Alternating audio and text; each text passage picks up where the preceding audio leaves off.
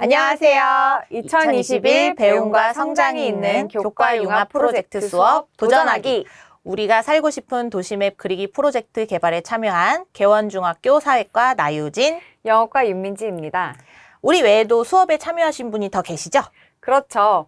어디 계시죠? 전체를 이끌어주시며 특히 국어과 심리적 관점으로 도시를 두루 바라보신 정민선 수석 선생님과 최서영 선생님, 그리고 기술과 송혜령 선생님이 계십니다. 네, 맞습니다. 보시다시피 저희 학교 융합 수업의 주제는 도시와 관련이 있어요. 지금 이 설명을 듣는 분들이 왜 도시를 주제로 잡았을까 하고 궁금해 하실 것 같아요. 그럴까요? 네네. 보통 학생들이 도시에 대해 어떻게 생각하나요? 아이들은 차디찬 이미지, 외롭고 쓸쓸한 삶의 모습을 그리기가 쉽습니다. 그리고 아마도 아이들은 긍정적인 이야기보다는 부정적인 이미지가 더 강조되었던 거 아닌가 하는 생각이 들었어요. 그래서 제가 살고 있는 이 도시를 도시의 조건, 특징 등에서도 살펴보지만 도시를 심리적 관점에서도 살펴보고 유명한 도시의 살기 좋은 모습을 바탕으로 내가 살고 싶은 도시를 그리게 된 것입니다. 그렇군요. 우리가 정하긴 했지만 정말 다시 들어도 깊은 뜻을 가지고 있는 것 같습니다. 그럼 이제부터 우리 학교의 융합 수업을 어떻게 설계하고 운영했는지 다른 선생님들께서 참고하실 수 있도록 천천히 안내하겠습니다. 고고! 먼저 우리 학교의 융합 수업이 어떻게 출발했는지 준비 과정을 간단히 말씀드린 뒤에 융합 수업 차시가 어떻게 구성되었는지, 실제로 저희가 수업을 해본 뒤에 어떤 성찰을 하게 되었는지, 앞으로 이 수업을 어떻게 발전시키면 좋을지 순서대로 얘기해 보도록 하겠습니다. 민지쌤도 준비되셨죠? 그럼요. 개원중 융합 수업은 신학기 준비 기간부터 이루어졌습니다. 먼저 교과 협의를 통해 교육과정 성취 기준을 분석하고 학년 협의를 통해 각 교과의 수업과 평가 계획을 공유합니다. 이때 여러 교과에서 도시, 건축물 등에 집중한 것을 보고 함께 수업을 만들어 볼 것을 제안하게 되었고, 준비를 거쳐 바로 3월 첫 주부터 수업이 시작될 수 있었어요. 네, 맞아요. 그것이 저희 학교의 특색이기도 한데 이렇게 만들어진 수업을 과정을 함께 논의하면서 꼼꼼하게 다듬어집니다. 저는 이 부분이 참 좋았어요. 함께 고민하면서 혼자서 생각하지 못했던 아이디어를 얻었거든요. 이 과정을 거쳐서 사회, 영어, 국어, 기술 과정에서 도시에 대한 주제를 잡게 되었지요. 주제가 혹시 모르는 것은? 그럴 리가요. 네, 우리가 살고 싶은 도시를 주제로 하였습니다. 그렇습니다. 특히 사회과에 살기 좋은 도시 관련 단원이 있는데요. 국, 영, 사, 기, 네 과목이 융합하면서 학생들에게 자신이 살고 있는 터전인 도시를 돌아보고 살고 싶은 곳으로 만들기 위해 어떤 안목을 가지고 있어야 하는지 좀 더 깊이 생각해 볼 수 있도록 한 점이 저희 융합 수업의 장점이라고 할 수 있을 것 같아요.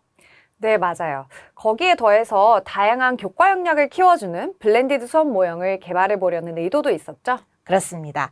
그럼 이제 전체 수업 흐름을 살펴볼까요? 네, 좋아요.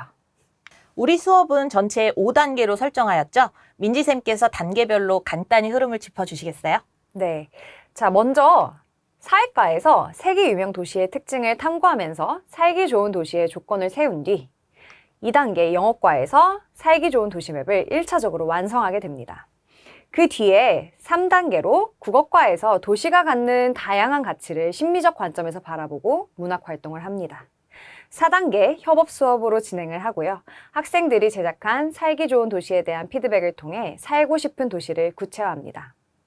마지막으로 5단계에서는 피드백을 반영하여 학생들이 살기 좋은 도시를 살고 싶은 도시로 수정 보완하고 이를 바탕으로 살고 싶은 도시에 대한 성찰을 하는 것으로 마무리하도록 설계했습니다.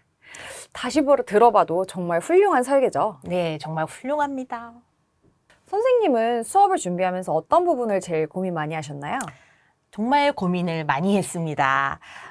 여러 가지 고민을 했지만 일단 사회과의 도시단원 교육 과정이 이 융합 수업의 밑바탕을 이루고 있어서 도시단원의 다양한 내용 중에서 살기 좋은 도시 또는 살고 싶은 도시를 다루기 위해 학생들에게 필요한 것이 뭘까 많이 고민했고요.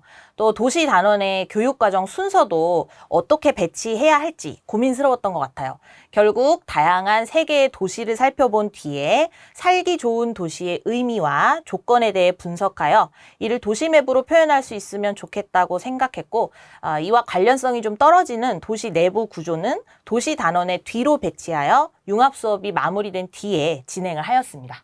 아, 그러면 도시의 의미에 대한 개념 학습이 융합 수업의 시작이네요. 네, 그렇습니다. 보시다시피 1차 시에서는 이 도시의 기본적인 의미와 기능, 세 개의 유명 도시의 위치와 특징에 대해 살펴보는 시간을 가집니다.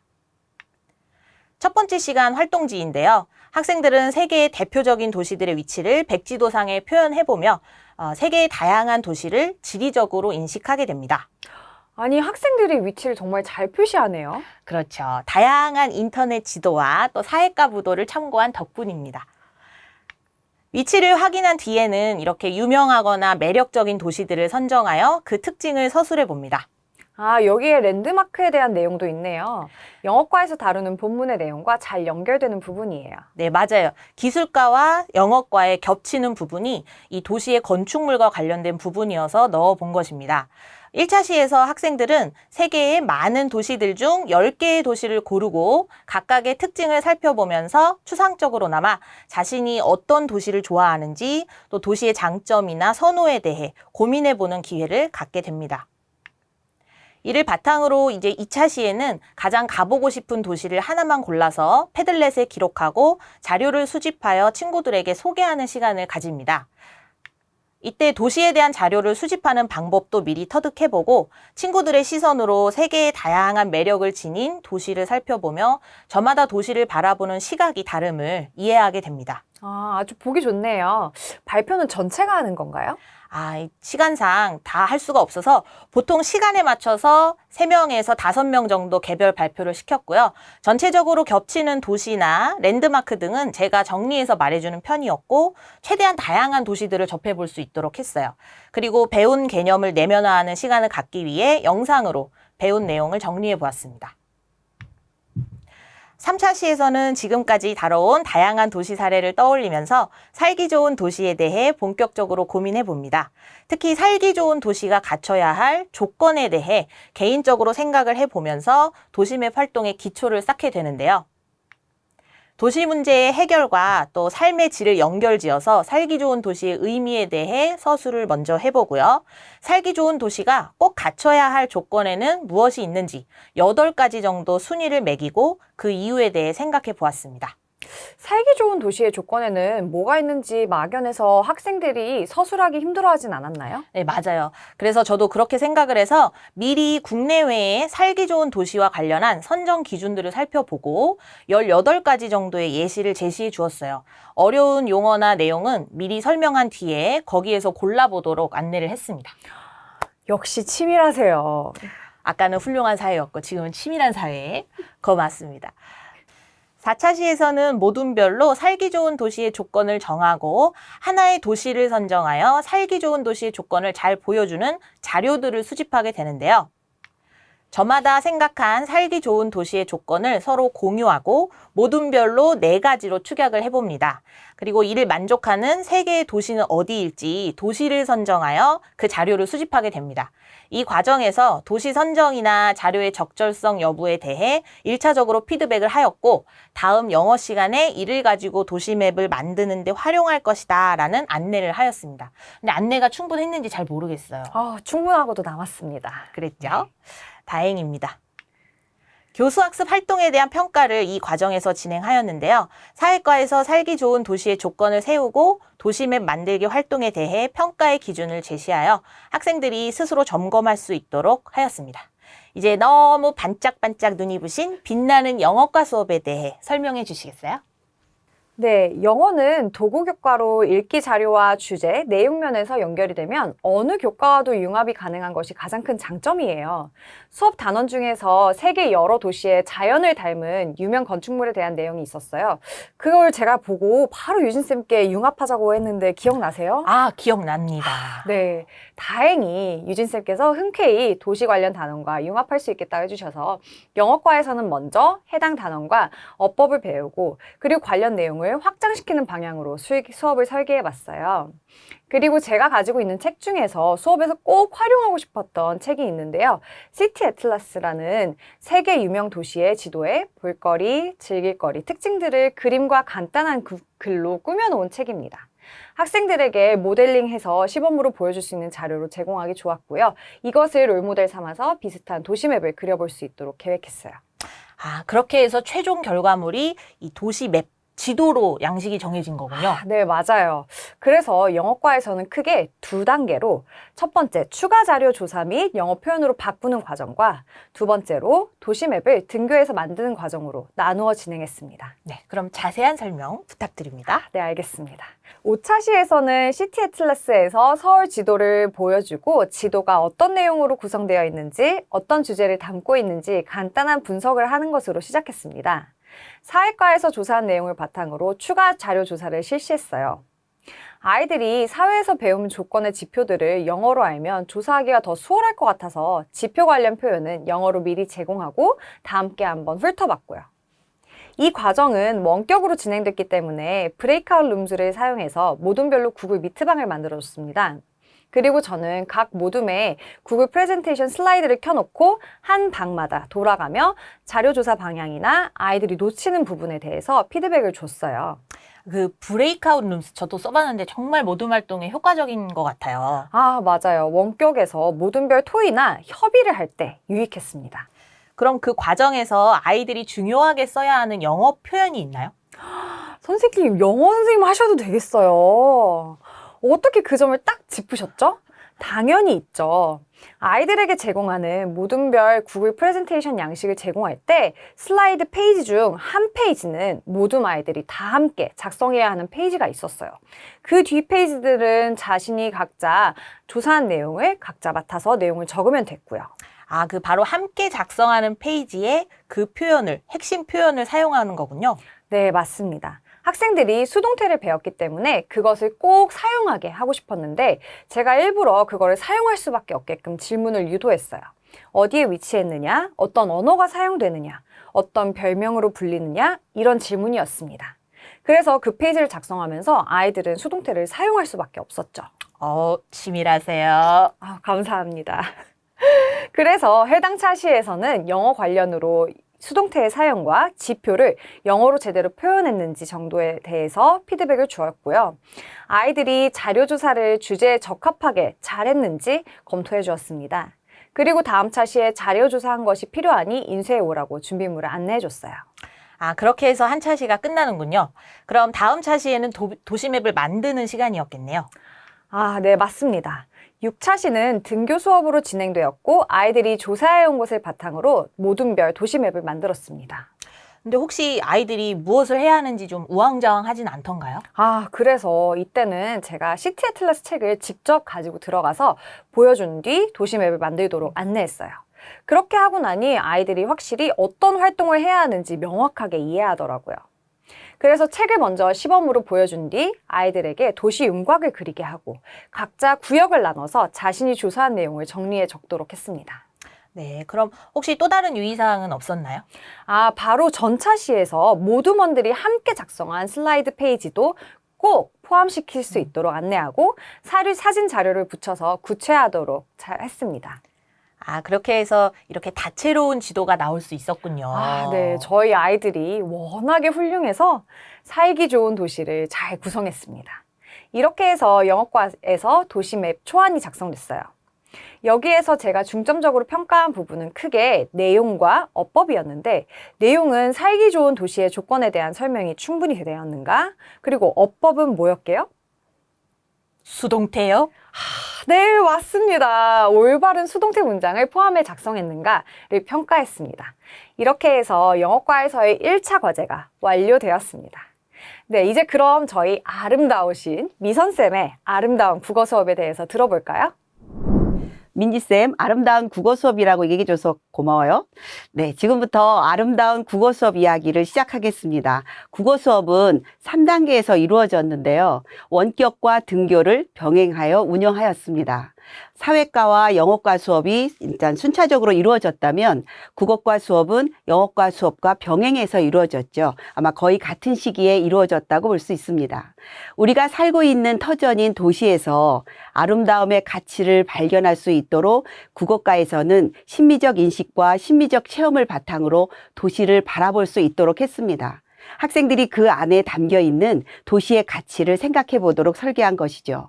먼저 생활 속에서 아름다운 것을 찾도록 심미적인 인식과 심미적 체험에 대한 개념을 익혔습니다. 학생들이 꽤 어렵게 생각하는 개념이거든요. 그리고 이 개념을 바탕으로 문학 작품에 반영된 심미적 체험을 분석해 보면서 자신의 삶 속에서 심미적 관점으로 도시를 바라보기도 하고 이를 시로 표현해 보도록 하였습니다. 한 단계 더 나아가 매체를 활용하여 효과적으로 표현하도록 영상시 제작까지 나아갔고요. 그리고 학생들이 이 영상시를 공유하면서 심미적 체험이란 이런 것이구나 라고 공유했습니다. 보시다시피 학생들은 자신의 삶 주변에서 아름다운 가치를 가진 것들을 발견했는데요. 축구공을 굴리면서 축구공이 갖고 있는 기적과 같은 골 하나에 대한 의미를 설명하기도 했고요. 자신의 손과 할머니의 손을 비교하면서 그 할머니 손에 담겨 있는 의미를 찾아내기도 했습니다.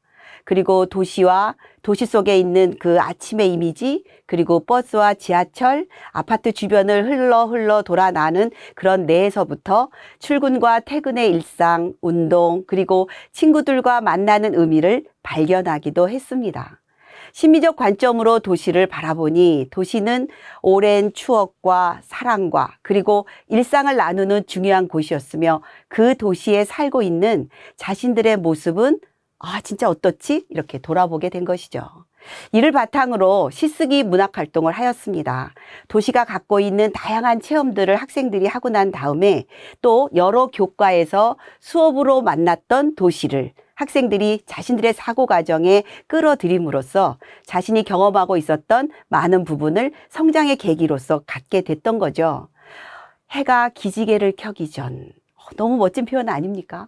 버스 정류장에 숨쉬고 시장 떡집에 불이 켜지고 분위기가 아침을 받아들일 준비를 하고 있는 이 도시에 대한 아이들의 생각이 이렇게 가슴 벅찬 표현들로 이루어지게 되었습니다.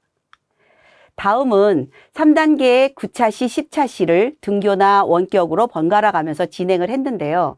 영상시로 제작해 나가는 과정입니다. 모두 뭐니 각자 쓴 시를 돌아가면서 읽고 이 중에서 영상시로 제작했을 때 가장 효과적으로 드러낼 수 있는 도시의 아름다움을 드러낸 시를 선택하도록 하고 그 도시의 분위기와 주제 등을 살릴 수 있도록 스스로 제작해 보면서 자신들의 목소리를 넣어서 영상시를 만들었습니다.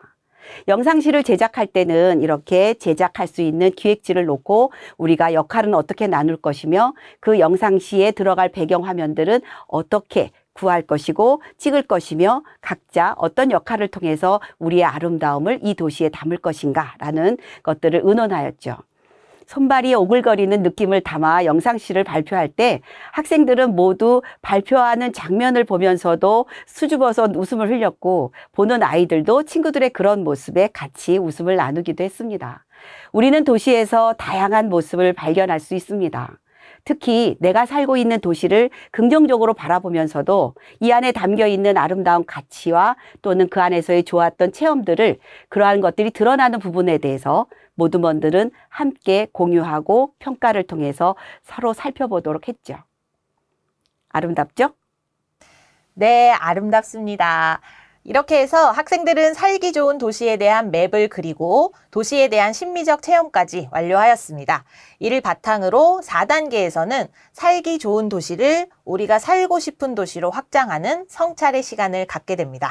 네, 맞습니다. 저는 사실 이 수업이 가장 걱정이 많이 됐어요. 수석 선생님께서 아이디어를 제안해 주셔서 믿고 가긴 했지만 1시간 안에 새 교과의 피드백이 이루어지는 걸 학생들이 잘 받아들일 수 있을까 하는 생각도 들었죠. 저도요. 저도 그런 생각이 들었었어요. 하지만 역시 우리의 수석 선생님은 모든 걸 가능하게 하셨죠? 4단계에서는 저희가 학생들이 제작한 도시맵과 생각할 문제들을 구글 슬라이드에 미리 작성을 해두고요. 국어, 영어, 사회교과가 순차적으로 진행하며 도시맵을 돌아보게 했습니다. 구글 미트에서 함께 모여 국어과에서는 심리적 체험을 바탕으로 도시를 돌아보고 사회과에서는 살기 좋은 도시의 조건과 자료의 적절성 여부에 대해 점검을 했으며 영어과에서는 도시맵의 발전 방안을 영어로 표현하게 하였죠. 네, 그렇습니다. 교과별로 10분 정도 소요됐던 것 같아요. 학생들도 의외로 협업 수업에 흥미를 가지고 참여하는 모습을 보여서 저도 뿌듯했던 기억이 납니다. 네, 이 사진을 보니까 또 그때 기억이 나는데요. 코로나19로 원격 수업이 확대되지 않았다면 아마 이런 경험은 못 해봤을 것 같아요. 맞아요. 이 수업을 통해서 단순히 살기 좋은 도시를 표현하는 데 그치지 않고 우리가 살고 싶은 도시의 이상적인 모습을 고민하고 그런 시각적인 자료를 담으려고 노력한 것에도 큰 의의가 있는 것 같습니다. 맞습니다. 이렇게 저희 셋의 환상적인 콜라보가 끝나고 난 후 그냥 이번 프로젝트를 마무리하기는 좀 아쉽지 않았던가요? 그쵸, 맞아요. 그래서 영어과에서 이어받아 도시맵을 발전시키고 활동을 성찰하는 시간을 가졌어요. 처음 만들었던 도시맵을 가지고 협동 수업 시간에 본인들이 제안한 도시맵 발전 방안을 반영해서 수정하는 시간을 잠시 가졌습니다. 그래서 사실 협업 수업에서도 저는 주요 영어 표현을 하나 심어두었는데요. 그게 뭐였죠? 네. 목적이나 이유를 나타내는 so that을 활용하게 했어요.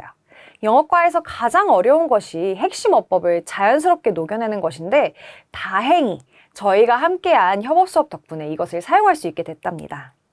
발전 방안을 so that을 활용하여 적게 했더니 아이들이 곧잘 하더라고요. 네, 이렇게 해서 도시맵을 수정하고 난 후 성찰 일지를 써보도록 했습니다. 자기 조의 도시, 자기가 맡은 파트, 어려웠던 점, 새로 배운 점 등을 쓰게 하고 마지막으로는 다음번에 비슷한 활동을 한다면 어떻게 개선하고 싶은지를 쓰게 했어요. 저는 사실 아이들이 온라인으로 토론하는 게 제일 어려웠다고 할 줄 알았는데 생각보다 그것에 대한 얘기는 별로 없었어요. 오히려 도시 윤곽을 그리는 게 어려웠던 아이들은 있더라고요. 정말요? 근데 네. 어려웠다고 했다고 보기에는 너무 잘했더라고요. 네, 맞아요. 그렇죠. 그리고 아이들이 새로 배운 점은 굉장히 다양하게 나왔는데요. 과제를 수행하는 과정에서의 배운 점을 쓴 아이도 있었고요. 저희가 이번에 주제로 잡았던 살기 좋은 도시의 조건에 무엇이 있었고 그것이 굉장히 중요하다는 것을 알게 된 아이들도 있었어요. 그리고 개선점으로는 더 예쁘게 만들고 싶다. 혹은 정확한 통계 자료를 찾아서 신뢰도를 높이고 싶다. 이런 내용들이 있었습니다. 아이들이 정말 중요한 것들을 굉장히 많이 배웠네요. 감격스럽습니다. 네, 맞아요. 2월에 저희가 미리 준비한 것이 뿌듯해지는 순간이었어요. 네. 이제 마지막으로 저희들이 융합 수업을 하면서 돌아봤던 점들을 하나씩 말씀을 드리려고 합니다. 융합 수업을 하면서 처음에는 기술과가 동기 유발 과정에서 랜드마크를 선정하고 랜드마크의 신재생 에너지를 활용하여 조명으로 도시 밝히기를 계획을 하였습니다. 그러나 이 재구성 과정에서 교육과정 성취 기준을 적용하는 데 적절한지 고민이 되었어요. 실제 수업에서는 함께 했지만 저희가 모델로 개발하는 데는 참고로만 제공하였습니다. 여기서 융합 수업에서의 교육과정 재구성은 교과의 전문성을 바탕으로 이루어져야 하며 강제적 결합으로 이루어져서는 안 된다는 것을 다시 한번 돌아보게 되었습니다. 네, 융합 수업을 설계할 때는 연결이 쉬울 거라 생각했지만 실제로 운영하면서 교과와 교과의 연결고리가 명확한지 고민하게 되었습니다. 그래서 이 연결점에 대한 안내가 지속적으로 이루어져야 한다고 보았습니다. 네, 그렇습니다. 그리고 융합 수업을 함께하는 이 교사들이 수시로 협의가 필요하다는 것을 깊이 느껴서 학생에 대한 정보도 공유하고 수업에 대한 준비도 함께 하려면 학기 초에 교학공으로 구성을 해서 협력적으로 수업을 운영하는 것이 교사의 성장을 도울 수 있다고 봅니다. 이상 개원 중 융합 수업 소개를 마치겠습니다. 감사합니다.